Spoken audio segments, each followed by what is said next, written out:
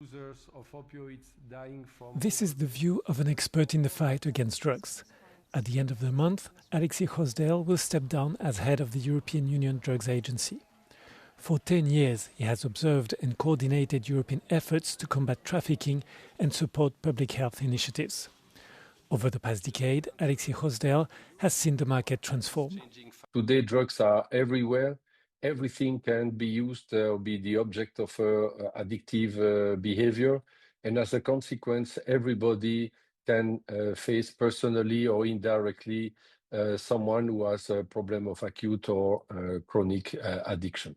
Then the second point is the violence. And here we see that over the last 6-7 years, we have a huge increase of the drug market-related violence in most of the EU member states.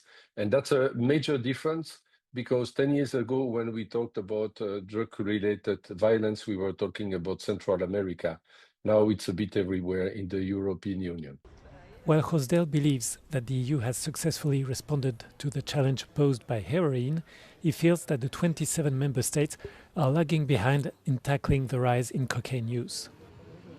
Where we are not ready at all for the moment is, as we see in the last 7-8 years, a huge increase in the availability of cocaine and the indirect indications that there is a huge increase in cocaine use.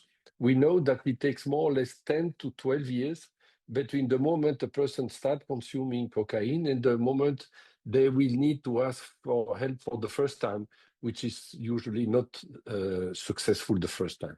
And here we don't have yet standard treatment protocols with the same level of efficacy that we have for existing substitution treatments.